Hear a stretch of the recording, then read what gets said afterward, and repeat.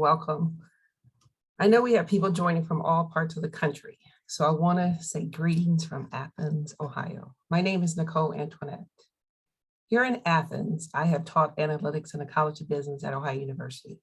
I serve as a proud board member for Data Lingo Institute, a 501c3 nonprofit corporation, where being data lingo is to be fluent in analyzing with, storytelling with, making decisions with, innovating with, impacting policies with, changing lives with data. I will be one of your moderators for today's event. 3 things that I love are movies, data analytics, and storytelling. However, I didn't think about the 3 together until we decided on today's topic. To celebrate Black cinema through data is one of the many ways change can happen. Through the knowledge and experiences of our panelists, speaker, and award winner, we will have an opportunity to learn how impactful telling a story through data can be. As a consumer, not a producer of Black cinema, I'm ready to learn how I can play a part in shaping the narrative of data and analytics by telling our data stories. So without further ado, I will pass the mic to my co-moderator, Dr. Sylvia Thomas, who will introduce our first panelist. Thank you, Nicole. Welcome again, everyone. I am Sylvia Thomas, professor at the University of South Florida in the College of Engineering, the Department of Electrical Engineering. And I also have a fascination with data and how that data can help us address challenges across society, and also looking at how we can merge that data to have an impact in our communities. And I too am a movie lover and a moviegoer. So thank you so much for being here with us today. We are excited to have 3 influential trailblazers joining us today. We will be hearing from Brickson Diamond, CEO of Big Answers LLC, Chantilly Jaggernauth, Vice President of Data Visualization and Training at Lovelytics, and Dennis Schultz, Executive Director of the Blacks in Technology Foundation. You will hear more about our speakers as each of them give us an overview of their vision, mission, and values. Let's begin with Brickson Diamond. Brickson Diamond is CEO of Big Answers LLC, which helps leaders evolve enterprises by setting diversity strategy, sourcing senior level diverse talent, and instituting governance excellence in the fields of entertainment, technology, investment management, and philanthropy. He is a founding board member and chair of the Blackhouse Foundation, which provides pathways for Black multi-platinum content creators into career opportunities within film, television, digital, and emerging platforms. Brickson is a trustee of the Carper Union for the Advancement of Science and Art, the Mills School and Tides, as well as an emeritus trustee of Brown University. Brickson is an advisor to SmashCut, an online education platform for the visual arts. He is a graduate of Brown University and the Harvard Business School. Welcome, Brickson. Sylvia, thanks so much, and such a delight to be with you all today. Thanks for joining and thanks for having me. I want to talk to you a bit about Blackhouse. And so I am sort of the Luddite in the group. I've been using data to make change in independent film for over 15 years now, but it's not been the data visualization that you will see so expertly explored today. It really is data in the form of more the digits, the individual things you can count on one hand when we got started. So as I jump in and share my screen, I'm going to really try to give you a sense of sort of what the world looked like 15 years ago when my foundation, Blackhouse, started at the Sundance Film Festival. And so we'll dive right in right here, but I can get my share piece off. And you'll see sort of the story of Blackhouse evolve, but you'll also see what we're hungry for and thirsting for around the data analytics that we'll talk about today. Oscar Michaud is really a pioneer in film. And so he made more than 44 films, but really was in the 20th century the first great African-American filmmaker, making both silent and talkie or sound films. And so we are forever dedicated to him because from that one came 44 films, which is really an unprecedented number given the time. My personal story a little bit here, I started going to the Sundance Film Festival with Harvard Business School classmates in 2015. It was a magical time to go there, but I was the only Black person in the house of 7 or 8 folks. And so, of course, I went to see Hustle and Flow. Hustle and Flow, which was in the video we saw at the start, had 4 or so Academy Award nominations from this little small independent film. It was paid for finishing funds with a second mortgage on the house of its producer. And during the screening in a gymnasium in the Park City High School, offers were shuttled to the director before the credits rolled. And the magical things happened, like 3 6 Mafia winning an Oscar for Best Song for its Hard Out Here for a Pimp.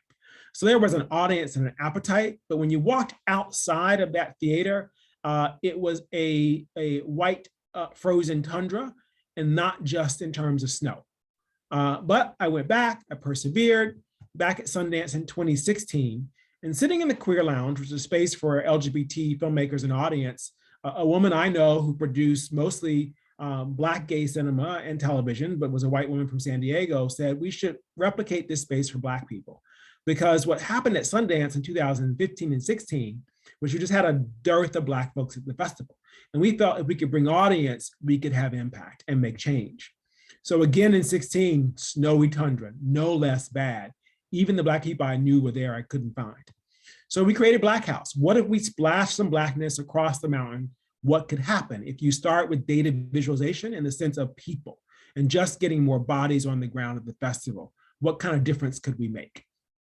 Our first year, 07, we started with no proof of concept, but raised a bunch of money from people like Bob Johnson, founder of BET, CAA, the talent agency, Paramount, HBO, lots of folks. You can see that Tracy Edmonds was there with her new imprint. On the right, you see a panel of 3 people. The audience was about 3 times the number of people on the panel. That's the kind of impact we were thinking about here. But when you open our doors for the launch party for Our Stories Films, Tracy's imprint, you can see the crowd we got. If you open the doors, they will come, and you can see this just groundswell of even small numbers of people. That's Diddy, Bob Johnson, somewhere in there in that picture. You can't see, it's just Eddie Murphy's not in the picture, but he was in the room, right? So it's magical if you just show up, but if you show up, you can make a huge difference. And so we go on, and this is our formula at Blackhouse. From 2007 at the festival, we've grown over the last 15 years to think about this notion of, if you introduce Black content creators to the world's premier festivals and educate them on how it works, what the appetite is, what the sort of palette is of the programming, you can give a platform to increase awareness, support, advocacy, but also create careers. So again, think about data in the most basic sense, just what can I see? And for us, it's been bringing people to the ground so that the people who program Sundance could see us. So I'm going to do my little slow 20th century data visualization project here, so you can see the magic that's been created by these incredible Black folks we're going to hear from soon. So in 2007, there were 7 Black films at Sundance, but by 2020, the last year the festival was held in person, there were 55 Black films out of 120 programmed at the festival overall. In 2007, Blackhouse opened its doors. We were founded in 06, but opened our doors in 07. You can see these numbers in the growth, 250 daily visitors, more than 3,000 a day when we got to Sundance in 2020. One educational program grows to 10 over the course of our lifetime. And then the real piece that's magical is what happens when you create more accessibility by moving the festival virtual and online. So you go from these 3,000 people a day, 4 days, 12,000 people at our max, but 1,000 in the beginning. Today, in our last year at Sundance, we saw in 2021, January, 65,000 views of our content. So if you bring it, if you build it, they will come. It's an opportunity. And that's why data is so important. Putting people on the ground in seats at Sundance allowed us to push the festival to say, where are our folks on the screen? And we keep doing that work. We now have 35 film school fellows from MFA programs we brought to work on the ground with us in Sundance. We have 100 partnered filmmakers through Facebook that are students around the country in film programs, undergrad and graduate. We have 35 mid-career producers who work with us, all women, to help advance their careers around this middle stage to the stratosphere. 100 portraits we've taken over the last 15 years of notable folks you'll see in just a minute. Again, data and visuals. And then we have an entrepreneur series where we feature notables in film who are building great careers. Taking you through some impact. We like Issa Rae a lot. We like a lot of folks a lot. But we've had Issa Rae in since she had a web series on YouTube, right? We've Lena Waithe when she was a production assistant for Ava DuVernay, right? So these are all the spaces and places where we're getting press around our impact. But also IG. Instagram is a great place for us. College of Change is noted here as a sponsor because they've been a partner for a number of years and done some incredible work around what was the impact of visualizing police as the good guy? What was the sort of deal that was made between police and the establishment in film that really got us to the place of some really dastardly imbalances in our policing system? But data has been their friend, and platforms like Twitter have been vital to making that work. But even these sort of rudimentary sort of details allow us to raise money to do our work and be more active. So briefly, I'm going to go through it. How do we show up? We go to these major festivals where people's movies get bought with people running up and down the aisles, offering them tens of millions of dollars to buy them and distribute it, because we think that's important, right? So these are a sort of a sample of the spaces. I told you our first panel had 9 participants. This is a view of us around the world, literally, from Sundance to LA Film Festival to Toronto to New York at Tribeca and even to Cannes. We've been able to move this sort of digital piece, this visualization of seeing bodies on the ground and creators in the seats to create real impact and change. And so you can see some of the notable celebrities we've engaged as well. So excited to have those relationships. We create platforms beyond on the ground that allow us really to move beyond these number of years at Sundance to be at the places I told you about just before. I would say the other piece is that data, that sort of visual of who can be there and what not audience, but creators you can touch and reach, has attracted an array of dollars to our cause. And we want more dollars, not just to our organization, but to the cause of Black film and to Black cinema and Black representation. And so that's what's really important to us and being a part of this session, is thinking about what if we have these rudimentary things, these rudimentary bodies and fingers and toes showing what Blackness can do and can create. What if the geniuses who come next can really translate all that into the language of independent film, of studio films, of television, of streaming, which is all about the numbers. You'll hear more about that as we go on, but what we are proud to say and proud to support and partner on is this notion of we've been able to do incredible things in 15 years with just the basic human tools that even the caveman had. What if you have really complex, really sophisticated data visualization to really drive the decisions that are made in Hollywood and beyond, Bollywood, Nollywood, across Europe, and really across all universes as we describe them in the entertainment business when they make contracts that manipulate your asset into perpetuity. So we're excited to be here. Thank you for having me on behalf of Blackhouse. Hopefully we later land sort of space of what can be done and what's needed and what genius you will see next can create. Nicole. Thank you so much, Brickson. We really appreciate that insight into Blackhouse. Next, we're going to hear from Autumn Battani. Autumn Battani is a Tableau developer. 2020 Tableau public featured author, a 2021 Tableau social ambassador, and diversity and data co-lead. She has a background in communication and social sciences with an emphasis on psychology. In addition, she loves all things entertainment, which led her to serve in the analytics capacity at the Walt Disney Company for the beginning of her career. In her Tableau practice, she focuses on media, design, and social issues. Welcome, Autumn. I am really excited to be here.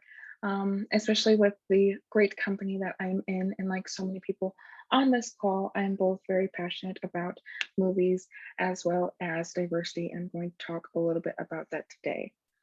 The first thing I'm going to be sharing is a visualization that I created on diversity, or rather the lack thereof in film. One thing that you'll see if you look here is I talk about the power of storytelling, especially when it comes to film and how impactful it can be on people's lives. But I think a really large part of that too is having it feel at least in part representative of the communities that they're in, the things that they're going through. And I wanted to assess a little bit whether or not we're seeing that on the big screen. So in this film, I look at the top 20 films per year for the past decade. And I wanted to dig a little bit deeper into what the representation looked like for that, both in terms of race and ethnicity as well as gender. And to start us off here on the left, I just have a quote from Martin Scorsese, who I think a lot of people will agree is very notable in the film industry. But he said, cinema is a matter of what's in the frame and what's out. And that's really what I wanted to highlight with this viz is talking about who is included in that conversation, who is included on screen, and who really isn't. So I'm just going to scroll over here to look at the number of people of color in top grossing films over the past 10 years. And I chose a very simple way to portray this, a very simple visualization, but I think what it shows is pretty striking. White people in both writers, directors, and top bill cast for those films pretty significantly dwarfs the number of people of color in the films, which is something that's changed a lot over the years, as we'll see a little bit later in this viz, but something that we still need to call attention to. And one thing I did wanted to bring up a little bit when talking about this, which both made me happy and sad at the time I made it, was a lot of people saying, "Wow, I really didn't notice," which speaks to the power of data and of data visualization, is calling attention to things that might go unnoticed for other people. But I think for a lot of us on this call, it probably wasn't that unnoticed for us.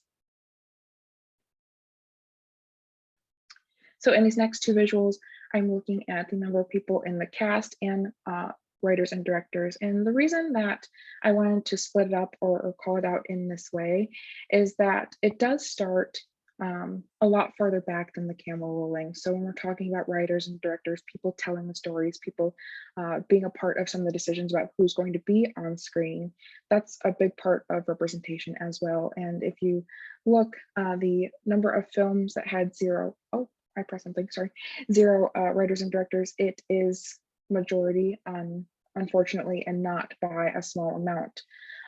So I think one thing that's important to keep in mind when we're talking about representation, when it comes to film, when it comes to television, and in general, is it can't just be sort of those front-facing positions. And in this case, the cast, it needs to happen a lot further back. So I wanted to call out here both who we're seeing and what the diversity looks like in that capacity, but additionally who we aren't seeing, who are equally as big of a part of the projects, of the things that are coming out, and what the representation looks like there. And then at the end, I do address that it has gotten a lot better over the years, but there's still a long way to go. There's still so much progress that can be made, so many more people that can be included. And like it was said before me, calling attention to it, bringing it up, showing the stats is really a great way to get the conversation going and bring attention to it, and really push and encourage people to continue to make change in the spaces that they can. In the introduction, she had mentioned I had worked previously at the Walt Disney Company. I did analytics there, looking at viewership behavior and who's watching TV and what are they watching and what do they want to be watching. And a big part of that conversation was, are we representing the people in front of the screen, behind the screen? So are people watching these TV shows and watching these movies? Are they seeing people that look like them? What are they gravitating towards? And time and time again, we always came to people who wanted to see stories and hear stories that were authentic to their experience, that included people that they were seeing in their lives.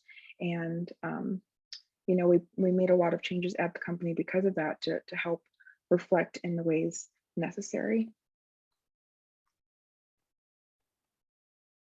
And then another visualization I want to bring up is this one I did on Regina King, and I have All Hail the King in the background. I am just a huge fan of hers, and the reason I wanted to make this is because I think while diversity is it's a topic I visit on quite frequently.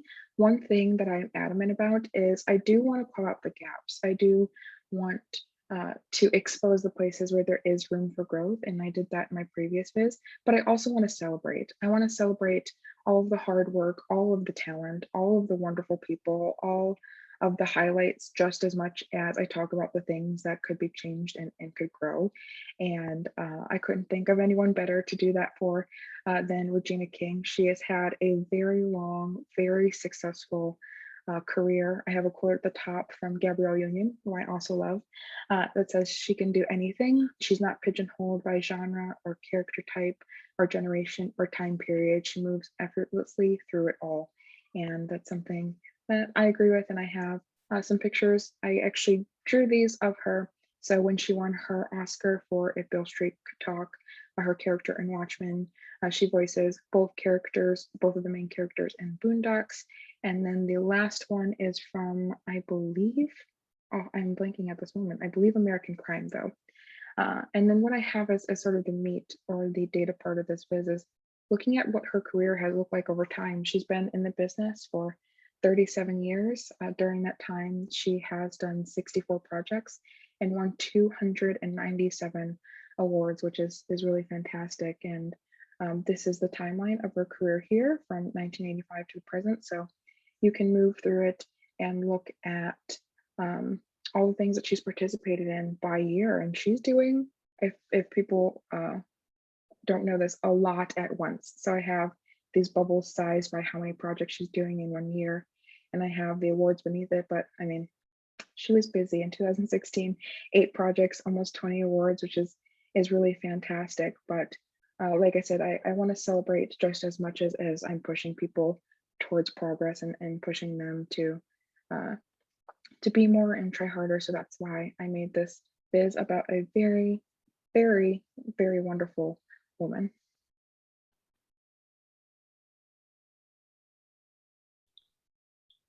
Thank you so much for that great data visualization and depiction of our contributions. Now let's turn our attention to Chantilly Jaggernauth. Chantilly's mission is to empower corporations and individuals through the use of data visualization and data analytics. She is a 2-year Tableau Zen master who specializes in data visualization, data analytics, design, and training. Currently, she is the Vice President of Data Visualization and Training at Lovelytics, based in Arlington, Virginia. Prior to joining Lovelytics, Chantilly worked for Johnson & Johnson and Comcast. In addition to her day job, Chantilly is the founder and CEO of the nonprofit organization Millennials and Data, #MAD. Through MAD, she works to bridge the data literacy and analytical skills gap for training, mentoring, and preparing millennials to enter a data-driven global environment. Welcome, Chantilly. Thank you all so much for having me.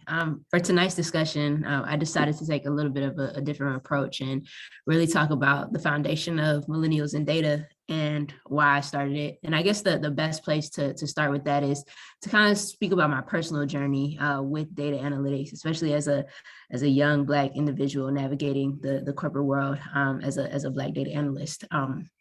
So I attended Howard University in 2010, and I was given an assignment by a professor, and she just said, make sense of this data. I was an information systems major, and the only tool that we knew how to use at the time was Excel. Now, this data set, believe it or not, was actually a movies data set that had different genres and ratings. And she just said, make sense of it, come up with your own insight. So my first instinct was to take this data set and try to open it in Excel. But lo and behold, the data set was just so massive that it could not be opened in Excel, and my computer kept crashing over and over and over again. So long story short, the assignment was due in a couple of hours, a great student. And I didn't do it yet. I had to figure out a way to do this assignment. And I turned to Google and I said, what can analyze large amounts of data? And I ran into Tableau that night through a quick Google search. I downloaded the tool. I saw that it was free for students. I can get a free license. I watched maybe one or two YouTube videos, and I created my first Tableau visualizations that was on movie data and presented it to the class the next day. I actually received an A on the assignment, and the professor was just blown away by the insight that I was able to just pick up that quickly from using this tool and by looking at this movie data. While I was a student, I was also working with Johnson & Johnson at the time. So it was really easy for me to speak to one of my managers and say, hey, is this a tool that you all are familiar with? I was just that intrigued by Tableau that I wanted to just see if they used it at Johnson & Johnson and if I could possibly get a role or get on a project that actually utilized Tableau so I could learn more about it. And they were just starting to use Tableau. They were starting to roll it out enterprise-wide around 2011 at this point. And I decided that at that point, after seeing how they used it in the real world, that this was going to be my thing. I wanted to learn more and more about Tableau. Now, being in the real world environment, I started to just quickly pick up on different things, understand things from an analyst mindset, understand different tools that I needed to have under my belt to be able to be a proficient data analyst. So I did that for about 5.5 years at Johnson & Johnson, supported a lot of departments, helped them scale from whatever their legacy reporting was over to Tableau, a little bit more of a robust system. And then I left from there and I went over to Comcast, where I worked within their HR analytics department, pretty much doing the same thing, taking them from Excel or whatever their legacy reporting was and transitioning them over to Tableau. And by the time I was finished, I came in, there were probably 2 Tableau users. There were at least 200 on our site by the time I finished at Comcast. While I was at Comcast, though, something clicked for me. And what clicked for me was that I'm doing all of this transitioning from standard reporting, Excel reporting over to Tableau. And I'm doing all of this training for these stakeholders. And some of the questions and the feedback that I would receive was never like a Tableau type of question. It was more of a data literacy type of question. Like, what do you mean when you talk about quantitative data versus qualitative data, right? That's not just something that you should know. That's something that you should know, but it's not something that Tableau, necessarily teaches you. In Tableau's world, it's dimensions versus measures. But it's just started to get me to think like, there's a gap here. There's a really huge gap.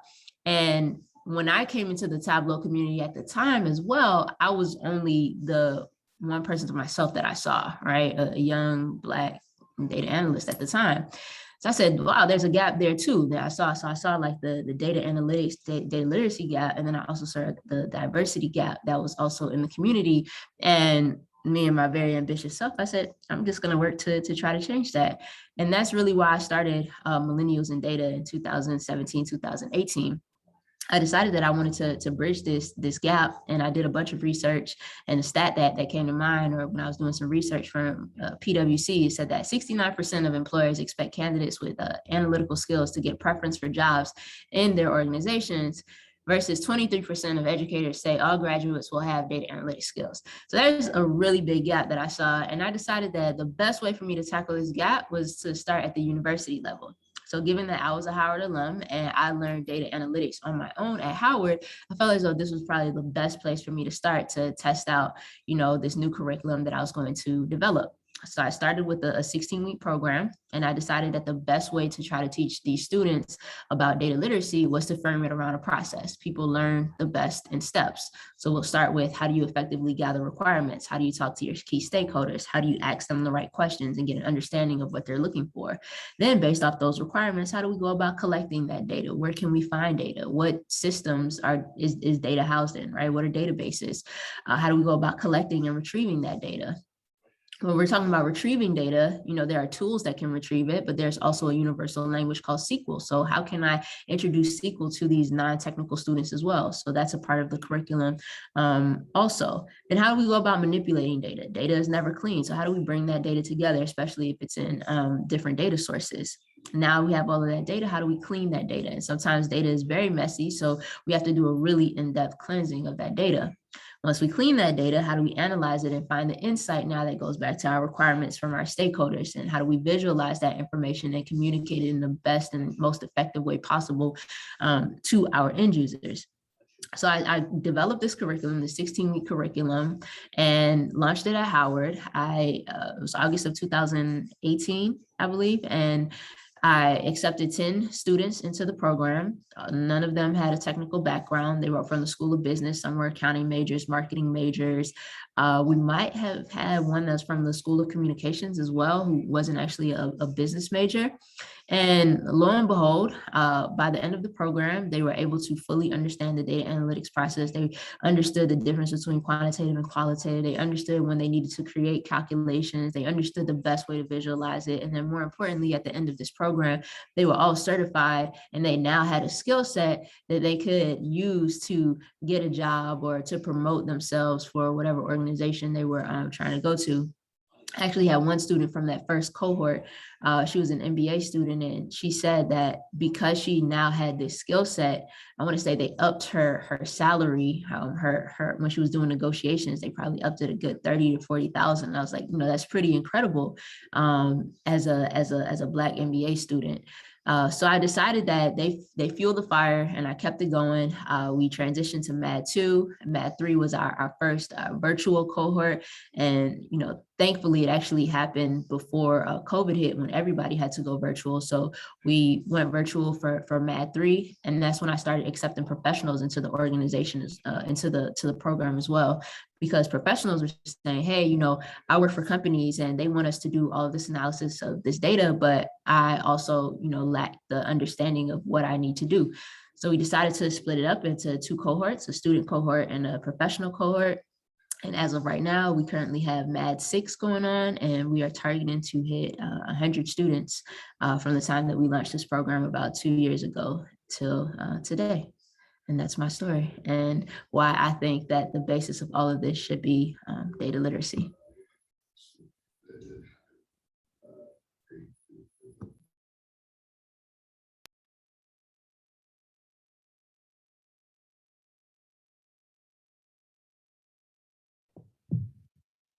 Hello, can you all hear me? This is Joan Robinson-Berry. I see my name up.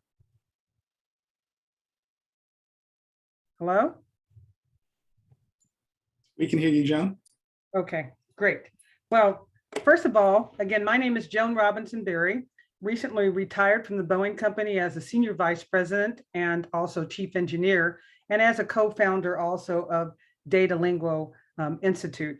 I just want to say we're really excited about everyone participating in this particular seminar or webinar. But today I have something very special to share.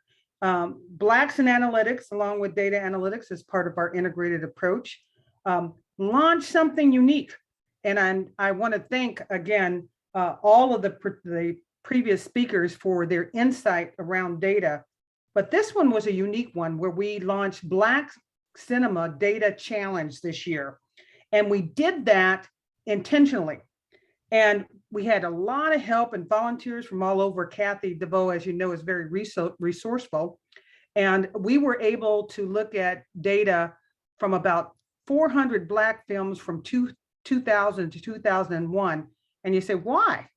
Because there was none, I'm glad you asked, because there was no data in any infrastructure that housed that kind of data analytics. Rotten Tomatoes didn't have it, IMDb, Runtime, box office, et cetera, et cetera. So we said we need to have this insight to provide more relevant information to the Black media companies. One Black media company that was really excited about capturing this data was Enlight, and they're a Black and brown media company really focused on, again, creators and developer of original content, captivating multimedia, entertainment, and franchising. And as we all know, there's a lot of great Black films out there, but many of them perpetuate the Black trauma. And many of that is by the gatekeepers. We don't own, as people of color, very many licensed, low in the production teams around the house. And so we decided that we needed to have more analytics around this one so we can improve the pipeline in all of those areas.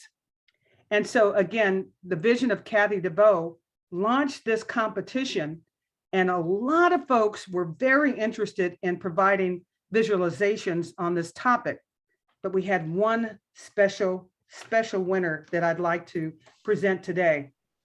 And that's Evelyn, and I'm hoping I'm getting your last name correct, Wangai, who is an MIT graduate and also a fellow. And I believe it's Correlation 1. And she is amazing. Her background, again, in data analytics, she took this challenge all the way to the end. And we want to announce today that she is the winner of the Black Cinema Challenge. And we're going to award her a special honor of about $1,000. Kathy, did I get that right? That's correct. $1,000. So, you know, your hard work and effort in this visualization challenge was definitely being recognized by Data Analytics Institute. So let's all give her, just stop a minute and give her a hand clap. Yeah, we're very, very proud. You can clap in the, now the new technology, you can clap right on Zoom. So with that, ladies and gentlemen, I'd like to introduce Evelyn, who's going to tell a little bit of her story and provide a visualization. So congratulations again. We really are excited to hear about your challenge submittal. Okay, Evelyn is having technical challenges with her audio, Joan. So Okay. Autumn is going to share her visualization. So as Joan was saying, we compiled a data set of about 400 Black films, and that was from 2000 to 2021. And that's the data set. The data set included information from Rotten Tomatoes in terms of critic ratings, IMDb. And basically, we had budgets where we had information, and we had US and Canada box office. So she took this information and she created three basic views. One is the top 20 movies based on return on investments. And that's where you can see where she put her information in here. And then her second view was the top 15 biggest box office hits, as we can see. And you can see her visualization on Tableau Public Gallery, and you can test drive it on the Tableau Public Gallery. So, and then her third view was on the most expensive movies. It was interesting when we created this data set, because there are so many, Brickson, you probably know this, there's so many rating systems out here about the top 100 Black movies or top 150 Black movies, but it's hard to get information on the budgets. But here we see that the most expensive movies are not from the Black production companies, but basically she has put here what the most expensive companies there were. It was interesting to see because many of those, the data that we collected did not have information on the fact that Tyler Perry movies probably grossed the most amount of money, and in terms of a Black production company. And we were able to include his movies in our data set. So I want to congratulate Evelyn for coming up with this data visualization and winning the prize.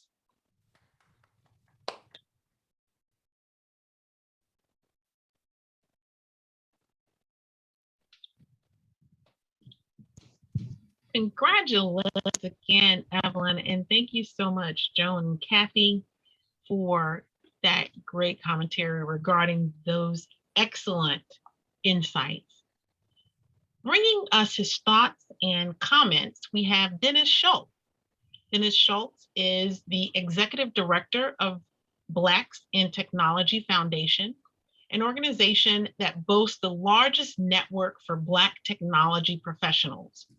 Dennis has over 25 years of experience in tech, serving in a variety of roles, including enterprise sales, business development, customer success, and consulting. Dennis' experience includes time at tech's most respected brands, such as Dropbox, Gartner, Samsung, Dell, Lenovo, Rackspace Technology, Veritas Software, and APC, to name a few. Currently, Dennis is a customer success manager at Hewlett-Packard Enterprise. Welcome, Dennis. Thank you, Sylvia. And I'm just so impressed and blown away by all the presenters before me. I'm going to tell everybody up front that I'm not going to be as riveting or exciting, but I am definitely looking forward to connecting with everyone after the event, because I believe that there's definitely some synergies to be had by all. But what I'll do, I'm going to explain a little bit about my background, so you know a little bit about me, as well as the organization Blackson Technology. But just a little bit about me. I started really young, so 25 years. I started when I was about 5. No, actually, as you can see over my shoulder, I'm a Virginia Tech alum. Actually found my way into tech, into the technology industry, kind of haphazardly. When I was young, and I say young, I'm talking about 3rd grade, 4th grade, I was really into video games. And now, looking back on it, I could have done better things with my allowance money, but then, and this is really going to date me, the Atari 2600 was hot.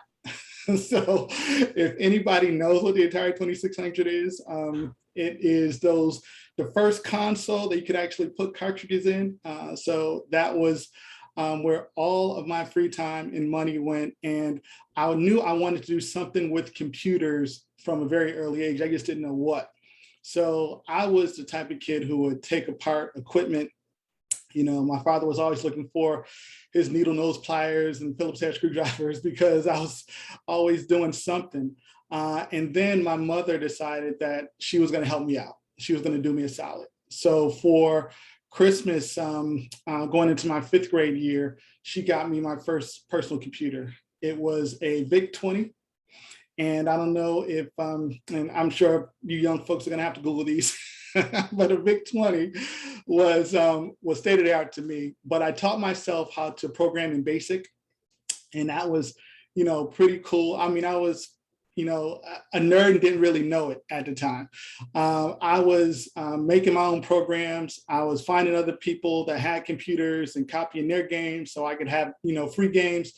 And then it got to a point where I was like, okay, well, I think I can make a career out of this. I didn't know what programming was or hacking was until I got into high school.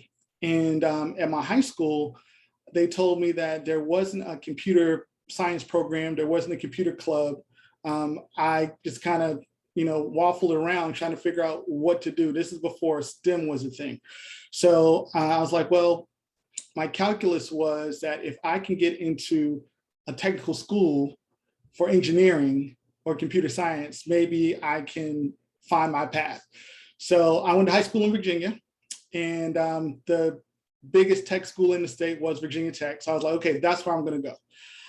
And lo and behold, I made it by the skin of my teeth. My grades weren't the greatest, but they took pity on me and had mercy. So I made my way in.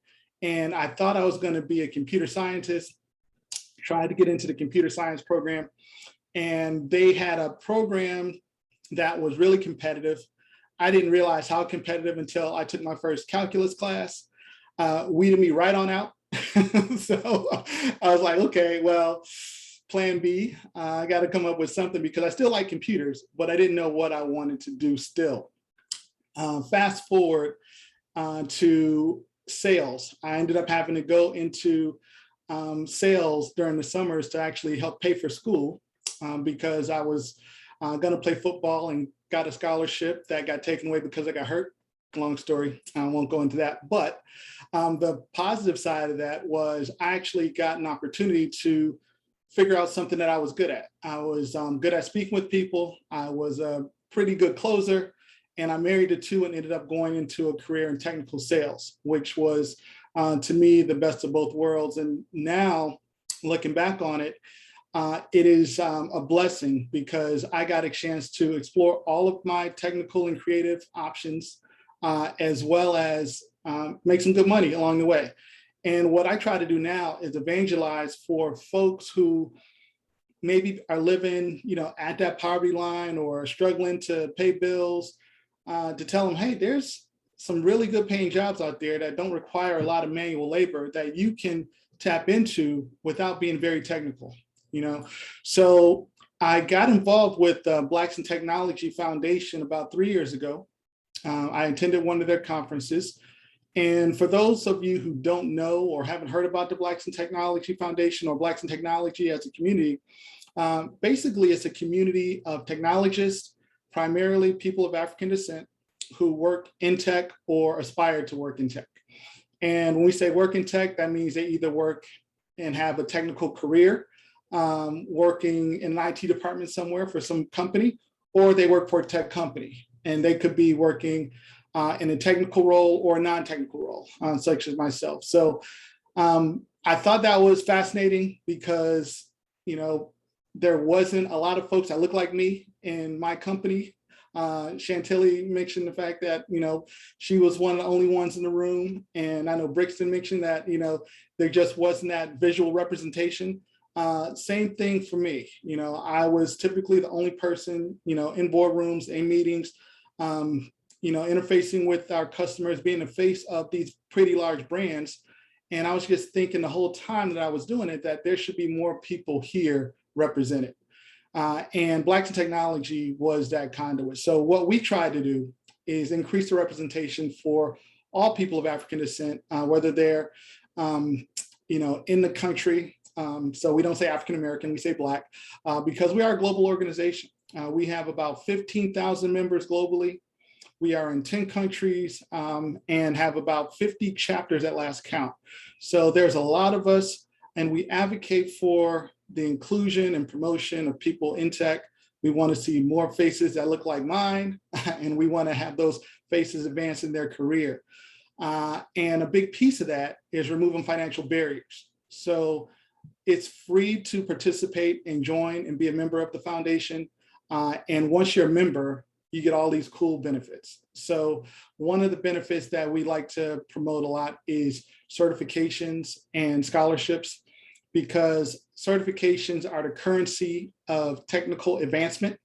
We look at tech certifications as something that differentiates you from the competition when you're looking to get a promotion or you're looking for that first role. So any of the major certification organizations, including companies that provide their own private certifications, we remove that barrier for. So whether it's Facebook or Google or AWS, we provide direct financial grants to folks. These aren't loans, you don't have to pay them back. If you want to participate in tech and you are struggling, we will help you get there. Some of the programs that we have currently are going on with Nokia and Udacity.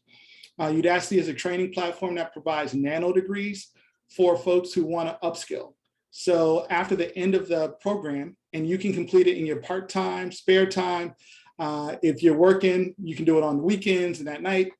And once you complete it, you'll have a capstone project that gives you the confidence that you understand the work that you've done, and you have the practitioner level skills that companies want. And placement rate for companies that, for students who complete is in the 90s. So you can go literally from, working 2 jobs and barely making, ends meet to, making, $60,000, $70,000 with your first role based on, the nano degree that you received. And data analytics and data science is one of those areas that you can go a number of different ways. Data visualization in particular with, companies like Tableau and Click and others, where you can basically take your common sense, as I like to call it, and leverage that into a career. Because a lot of the data analytics that companies are looking for and that analytical skill, a lot of Black folks have inherently, call it street smarts, call it common sense, call it, whatever. But the analytical brain isn't limited to people with 4-year degrees. And there's a lot of companies now who are relaxing those requirements for people to get in the door. So you can actually create your own path if you have the drive and determination. And we're all about advocating for our folks, both with the employees, within the community, and providing that network and support to let people know, hey, you're not alone. You don't have to go through this journey by yourself. We have formalized mentorship programs, and I'm just going to drop a couple of links in the chat for the folks that are here. So you can join Blacks in Technology for free. We have a formal mentorship program that we worked out with Microsoft and MIT and Cisco and a couple of others, where you can sign up to get a mentor. In 2 weeks, I'd be remiss if I didn't mention that our annual conference is coming up. It's called BitCon. We're going to have speakers like Damon John and Judy Smith, who is the inspiration for the hit show Scandal, and the real life Olivia Pope is going to be speaking.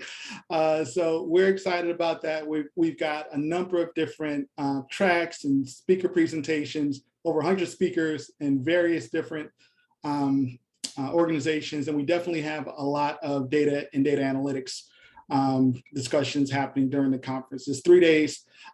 In fact, for the folks who attended live, I'm going to give you a special. If you reach out to me directly, I'll give you a comp ticket if you want to attend the conference. It's the 13th through the 15th. Please take some time out of your day to participate. I think it will be time well spent. And with that, I'm going to close and hand it back to our host. Thank you.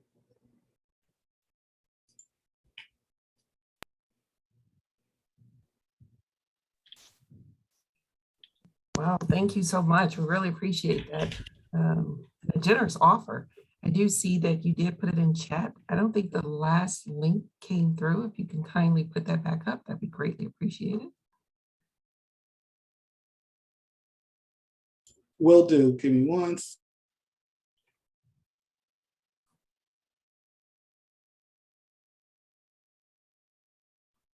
So Dr. Thomas, ready to kick off and ask some exciting questions of our panelists today?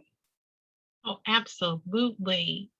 Just fantastic information that's being shared with us tonight in regards to many different things. I love the leveraging and mentoring, removing barriers, and also some helpful hints, right, in terms of the tech certificates.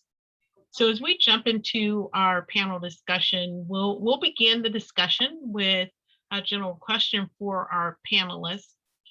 So when we talk about your experiences, so when you look over your life and look at the experiences that you've been engaged in, what are some strategies that can be used to get Blacks involved, right, in your area of expertise? And overall, we heard some of the demographics, but maybe you can speak a little bit to those demographics as well. Is that for anyone? Yes, that's for our three prominent speakers for this evening. Okay, well, I'll jump in first. For me, I think the best path forward is, or how we get more people in, is through education early. So I know that there's a lot of STEM and STEAM discussions happening, but what I don't hear happening is, the practicality of what that means. It's like, telling someone that they should be a doctor. Okay, well, am I a podiatrist? Am I a pediatrician? Am I a neurosurgeon? Am I a nurse? What is it that you want me to do, or where should I be looking? Same with STEM, and I think that we need to start talking more about the specific careers and career paths that people can have. And for me, not that I'm very materialistic, but I like to know how much I'm going to get paid if I'm going to put the work in. So let kids know how much they can make, because if you broke it down to me when I was in high school and thinking I wanted to play pro ball, right? And you would have said, okay, the average salary for NFL player who's not a starter is around $150,000. I thought that was a whole lot of money. I could be a pro. I'm making $150,000. That's great. my second year in tech, I was making that much money. And nobody ever told me that that was a possibility. And I was working a lot less, getting a lot less stress, a lot less physical labor. And I think that the conversations need to be tailored to, okay, if this is because your school doesn't have a computer science program or if there's not a STEM lead, doesn't mean that you can't pursue a career in technology. And yeah, that's my 2 cents. I'll stop there because I can go on. I absolutely agree with Dennis. I think when I was going to Howard, the way that I picked my major was through a Google search of the salaries of all of the majors that were in the School of Business. And I said, "Ooh, information systems, small class," because I was raised in Augusta. So I came from like a country town. So I was like, all right, I want to make sure I have a small class. And I want to make sure I make really good money and that I have a high chance of getting accepted by a company by the time I graduate. So that's definitely the reason that I decided to go into information systems, and lo and behold, data analytics just fell upon my lap. But I think that when students are in like high school, there are certain like elective classes that are provided to them. I definitely think that data analytics should be a form of a class that is provided, or some tech class, so that they can get a taste of it, so that they can get an understanding. I was speaking on a panel earlier today, and we were having the same discussion on how do you meet students where they're at, provide them with data sets and things that interest them. I ran a boot camp a couple of years ago for high school students, and I wasn't looking for business data sets. I was looking for data sets on things that they would understand. I said, hey, your friend is going to DJ a party next weekend. Here's a list of all of the songs on the top Billboard 100 or whatever it's called. How are we going to pick for each genre the top songs to play at this party? Are we going to do it based off of likes, listen? So I had all of these different data points. And then I also had some data points that just didn't make sense, because I wanted them to also understand that you got to be curious about data, right? You can't just take it for as it is. So lo and behold, they came up with this analysis, and they were like, this is it? You get paid to do this? And I was like, yeah, I get paid big bucks to do this, all right? So you got to meet students where they're at. Yeah, I do want to say that I really appreciate those responses, because I actually teach information systems at the university here, and I've taught analytics, and I generally always talk about the kind of money they can make in information systems. And they look at me like I have 3 eyes. And I'm like, I don't know anyone in information systems who's not in 6 figures. I just don't. So thank you for sharing that. I might jump in here. So my position is more as an activist and a philanthropist. And so, as I talked about in my time, using people as data. And I think that the power of what our speakers today have illustrated, fulfills what I hoped they would, which is this notion of the numbers and, mainly to Autumn's visuals. The visuals are just so powerful, right? So because I'm a fan of film, and we're talking a lot about entertainment and film, the visual story is so important. And so I'm going to push a little bit on the information systems piece, because I always love to see people take it to the next level. And I think that you have a power in pursuing that career early, in creating the analysis, but the ultimate strength is in interpreting it and actualizing it and putting it to action. And so, I'm dialing in from Boston, where I went to Harvard Business School. So I don't know many of my classmates from business school who aren't making 7 figures. And that's because they use that data to act and make decisions. So I want to highlight the power of understanding how to create it, how to drive it, but also the importance as you mature in your career of being someone who is a decider based on. And I'll make this last point. In my accounting class in business school, the professor said, look, I don't want you doing T accounts. I don't want you balancing, sort of income statements. I want you understanding the mechanics, interrogating the assumptions that the technician made or the accountant made, and then calling them on where they're wrong and knowing where to make a decision that's going to affect the business based on that data. So I think that having the understanding the machine is critically important, but making sure that you go beyond that to be the decision maker on how that data is used is especially important in driving change in film. And the real last point is because Hollywood has had data and been driven by data since its earliest moments. They've just chosen to ignore it. Mhm. Well, thank you all so much. Autumn, please join the conversation and panel discussions as we're moving through this activity. Welcome your thoughts as well. Yes, the first thing that came to mind for me and something I get asked about quite a lot is just encouraging people who maybe aren't at the start of the career, they're not at school, that it's never too late. I believe so heavily in transferable skills. My bachelor's degree is in communication and social sciences with an emphasis in psychology. It's not tech-based even in the slightest, but started doing analytics at Disney, got interested and just sort of kept shifting over towards it. But I know a lot of people who maybe didn't pursue a tech degree when they were in their undergrad and are sort of down a different path and feel like they can't make the move. And I would say that they definitely can, and to look at what they can bring in and like was said before, being able to interpret, being able to motivate, being able to look at information and deciding what's the next step and how this will change. And I think you can get those type of skills from a lot of other roles and from a lot of other degrees. So I guess my thing would be for people further on in their careers to know there's always time to pivot if you're resourceful and in using wonderful things like everything that was spoken about with Black and technology to get you there. But it's never too late if you didn't start off on a tech path straight out of college or straight in college. So true. I really like that. I'm giving them some diversity, right, of thought and opportunity.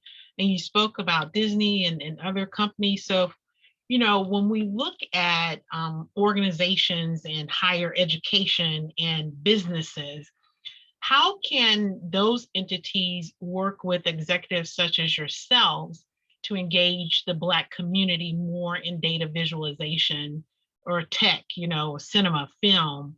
Maybe give, one or two strategies there. I led last time, so somebody else.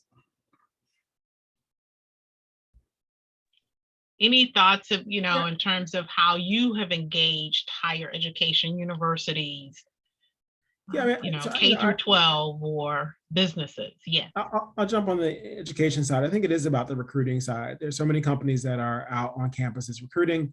The recruiting dynamic at HBCUs and primarily Hispanic serving organizations tend to, not be as robust in their traditional career pathing for students. So it is a matter of having deeper relationships for companies with faculty on campus. So understanding the folks who are teaching the students of tomorrow and the leaders of tomorrow is a really key effort that I think I encourage most major companies to pursue. So when I'm talking to my clients that are, Fortune 10 tech companies, my question is, who do you know on campus at Howard, right? Who are the professors that you know in computer science? Who are the professors that you know at Spelman in math? Because those are the folks that are going to lead you to the students that are going to have the career potential that you want and the skills that you need, along with the ability to encourage them to choose you as an employer, right? The quick story is my best friend from high school's mother was the head of the math department at Spelman. Her father was head of the math department at Morehouse. 22 years later, if she calls her student and tells them to do something, they do, right? And so I think that is the power of that family that gets created. And I think, majority organizations don't understand that. And so not just in tech, but specifically in tech, you can go and there's a gold mine of talent there if you really build relationships with the institutions at the faculty level. Agreed. Now I'll just piggyback on that. From our foundation's perspective, what we do is we try to not only educate the companies, but also educate the universities. So there's HBCUs who, quite frankly, aren't really putting the time and energy into what I call tech careers of the future. So, there are a number of HBCUs that don't have computer science departments. They'll have math departments, but no engineering departments. And they feel that because they can't participate in this tech. They're not directing their students to tech. So I'm telling folks that, hey, like I said before, there's a lot of careers and opportunity out there other than just being a coder or an engineer. And then for the companies that we talk to, companies come to us in typically one or two postures. It's either, hey, we like what you're doing. George Floyd was bad. Here's some money. Go do some more, right? And then there's the folks who say, okay, we really want to attract Black talent. How do we get your members to come to our company? And oh, by the way, what's the ROI if we invest? So it's a little bit of a different conversation, but the fact that they're reaching out and they want to be involved and they want to be deliberate, is an opening. And I use that opening to say, okay, well, we have these career fairs. Would you participate in a career fair? We have a Slack channel where you can interact directly with our community members. Why don't you have, a couple of your executives, go in there and actually talk to people? We could host an event for you so you can get to know us and we can get to know you. Those types of things that don't really cost anything, but just take a little bit of time. Those are the things that I think make the difference between companies who just talk the talk and actually do things actionable. Can I piggyback off of what Dennis said? When we were in the process of recruiting people to enter our Black Cinema Data Challenge, I talked to an individual who had contacts with Tougaloo College, Jackson State, and Tennessee State. And his response to me is that some of these kids don't even know Excel, and you're talking about Tableau. So, you go back to what you said, the schools don't have math departments, but yet it's organizations like ours that have to keep pushing for that information to let them know these are the jobs of the future. We, as part of Data Lingual Institute, we have a relationship with Columbia University's Data Science Institute, and they have an agenda to change the face of data. But yet we're working with them on their mission requirements of getting more Black people to apply to their data science master's programs. So, and they say they can't find any. So, all of our organizations serve as a catalyst to move this thing forward. So we can produce these technologies and these analysts so that we can supply them to Brickson's organization.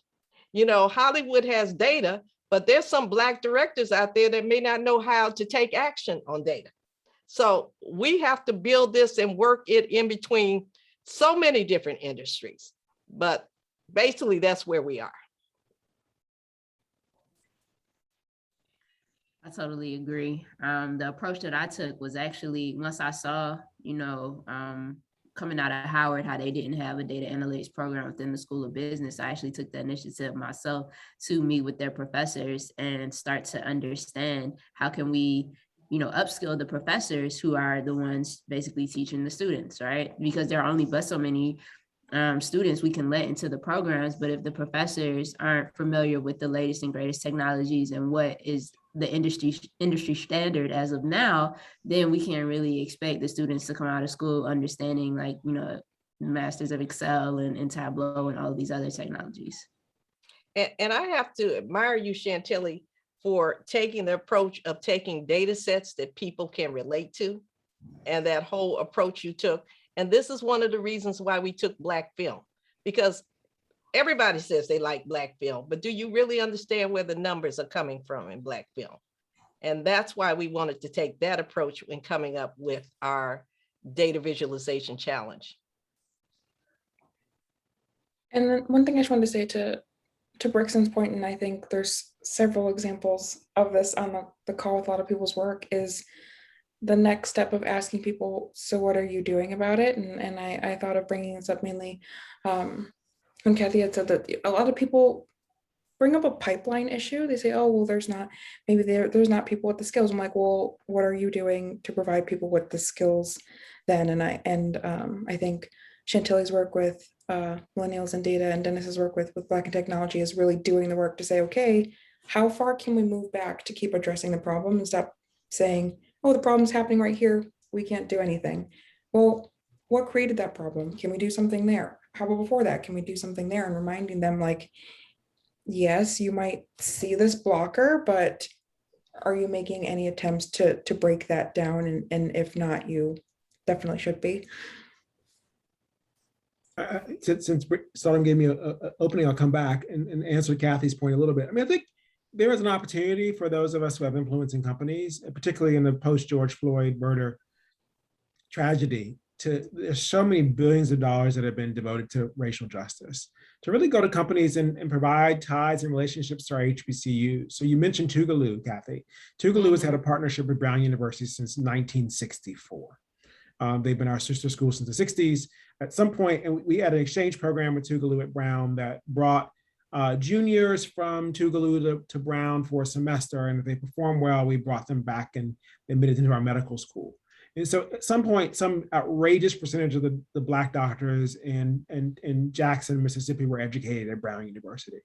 So if you can impact the rate of graduation and the prestige of Black doctors, no offense, I think you can move data science, right? And so you can come to a Brown and say, look, Tougaloo, I think, figure out what the sister school is for each of our HBCUs, and there are in most cases some sister school or brother school, and say, look, through the predominantly white institution, we need money to go through to this school to create these programs, right? Attract this faculty and support that faculty.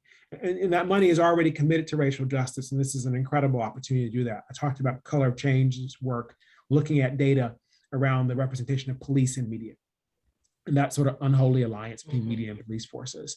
But Center for Policing and Equity does a lot of work around data from police departments about their arrest records and their policies and how those policies disproportionately negatively impact Black communities. I think we have a great opportunity to, when we reach the pinnacle and reach accomplishment, to drive that money into places, into crevices, and to spaces where we know it will work, in communities that we know need the power, not the help. Yes, love that approach. Love that approach too, and I want to get back to a conversation that's a little bit different. We're talking about data today, but we know, and many of the data scientists that are on the phone, that it starts with having robust and non-biased algorithms, because data garbage will create bad results. So what does the panelists think about the movement and to ensure that we don't have bias in the algorithm that creates data where people make decisions? And unfortunately, there's a lot of studies on that. So we're in the middle of the chain, if you will, and we really need to go back to the origin. So I want to get some thoughts from the panel on that topic. Sure. Okay, I'll go. My mic is live, and I don't mind talking. As far as the algorithm, films like Coded Bias, which kind of it basically shines a light on the police cameras and the data that's being collected based on facial recognition technology, and how false positive could put somebody who is innocent into a situation where now they have to prove that they weren't where the police say they were, when they obviously weren't. So it's a challenge that is recognized to the point where there are films being made about it.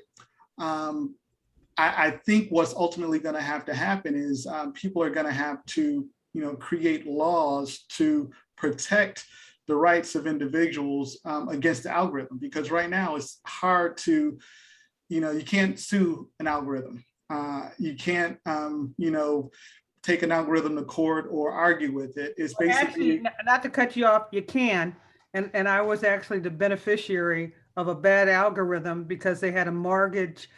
They said most Black folks don't pay on time, so they charged Black folks that applied for loans more. And we happened to buy something. And 12 years later, they said, hey, we sued the algorithm, manufacturer, and here's $50,000 for you because we overcharged you. Wow. And so, and I wanted to bring that point up because, and oh, by the way, they sued the water faucet companies because they didn't have our pigments in the motion detectors for water, and they had to change it and update it. So it's standards in that area. And now I understand there's several hundred lawsuits around bias and algorithms. And we're in the data conversation, but I think we have to balance our thinking around both sides of the equation, because garbage in, garbage out.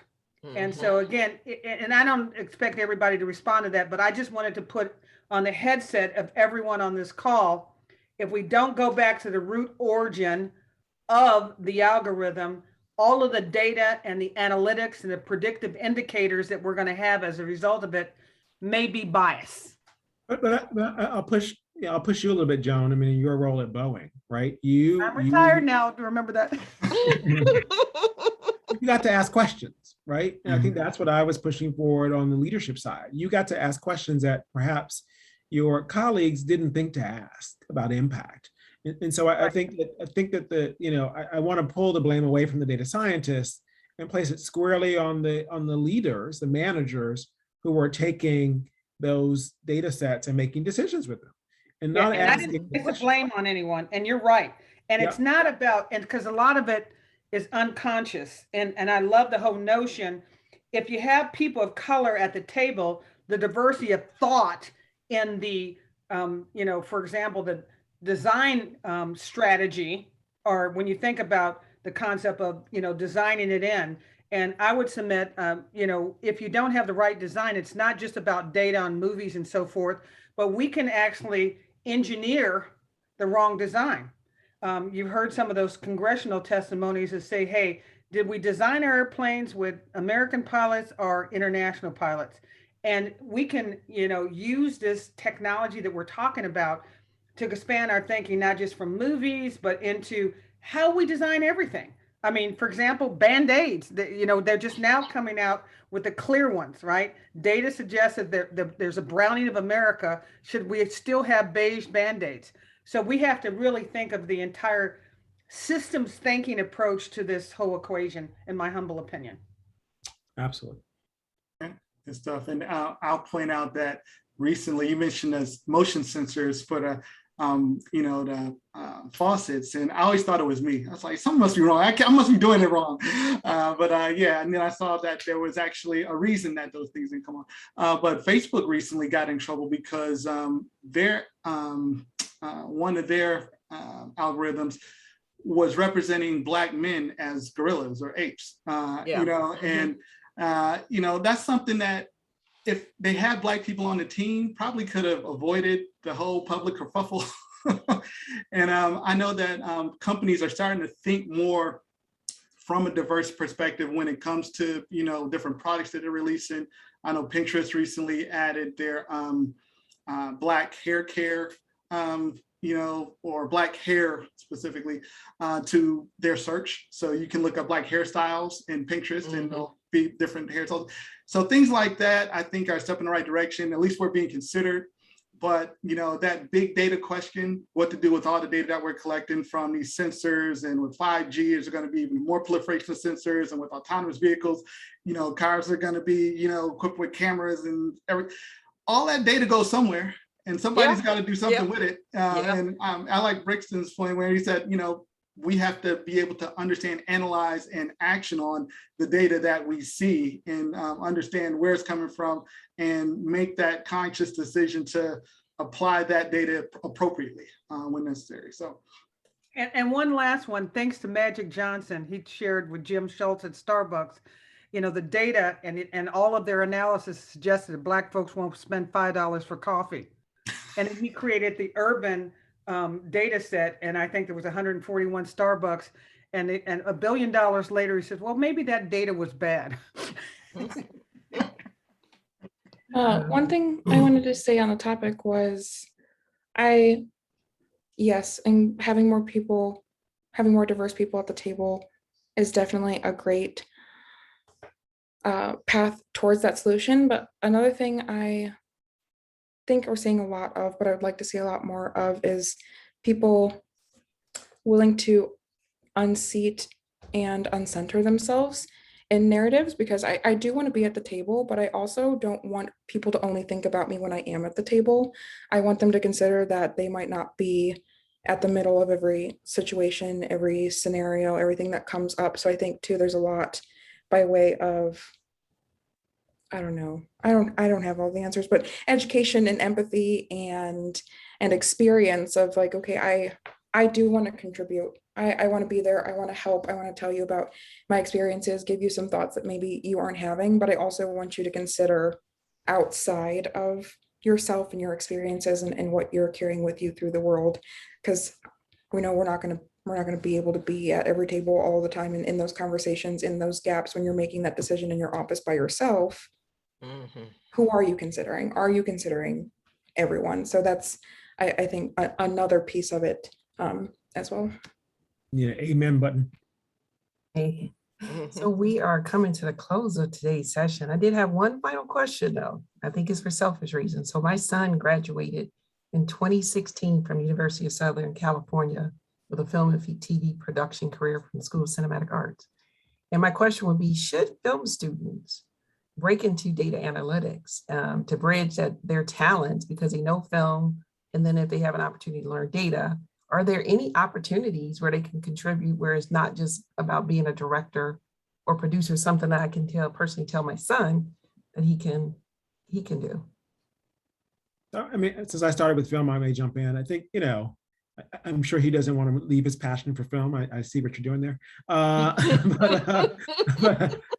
I think there's an ability to use it. And I'll give it a quick case study. We worked at Blackhouse with Facebook scene program on a film called A Boy, a Girl, a Dream, which was set after election night.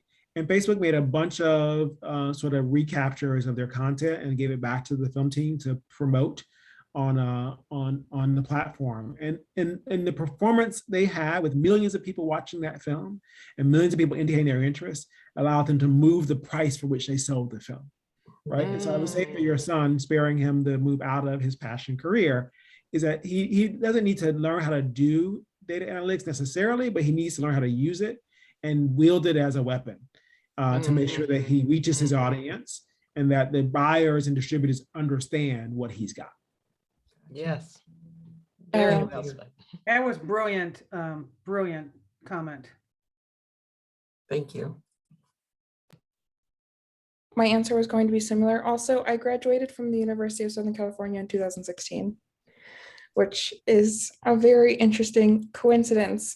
But yes, Chantilly spoke about it earlier, data literacy goes such a long way. Being able to speak about and use data, even you don't have to, oh, he will be creating it, but manipulate it, clean it, visualize it, but being able to look at it and say, I will be making these decisions from it. This is how I want to influence others. I'm going to use this in the conversations that I'm having is really a big part of the impact and something that I see in the role that I have as a consultant. I can make dashboards all day long, but if the people who use them don't know how to read them, don't get insights from them, then it really doesn't matter. So asking the questions about the data surrounding the projects that he's doing, but also knowing what those metrics mean and being able to, film major storytelling is a huge part of what we do with data analytics. I can't just put numbers up, it has to mean something to someone. And so being able to add color and a story to the things that he's seeing will really go a long way. Mm-hmm. And that's why we call our nonprofit Data Lingual, Autumn, because we think people have to be linguistic in data also in just about every field. Okay, are we ready to close? Yeah, absolutely. Okay, I want to, on behalf of Blackson Analytics and our nonprofit Data Lingual Institute, I'd like to thank all of the participants and the speakers for helping support our mission of shaping the narrative of data and analytics with diverse voices and perspectives. I want to do a special thanks to our sponsors of the Black Cinema Data Viz Challenge, and that is the Joan and Chris Berry Family Foundation and the company Yanaka. Brickson, we appreciate the work that you're doing in shaping diverse voices in film and television. We support you. Autumn, we admire you for how you are using data visualization to support the Black community. And now you know we see you. Chantilly, we are proud that you have taken up the leadership mantle to empower millennials about the use of data and analytics, and we'd like to partner with you to continue telling our stories. Evelyn, we congratulate you for winning the Black Center Data Visualization Challenge and look forward to seeing how you will continue to tell your data stories. And Dennis, we thank Blacks in Technologies for always helping to get the word out about our events. And we jointly support your organization's mission of stopping the digital divide. And finally, I'd like to thank the organizers and moderators of this event, Nicole Antoinette Smith and Dr. Sylvia Thomas, for your dedicated work in putting this event together. And I'd like to thank Robert Walker and Kristen Dockery, who were instrumental in compiling the Black Cinema data set. We thank all the participants today, and we look forward to seeing you at our next Black in Analytics Tableau User Group event. Good evening.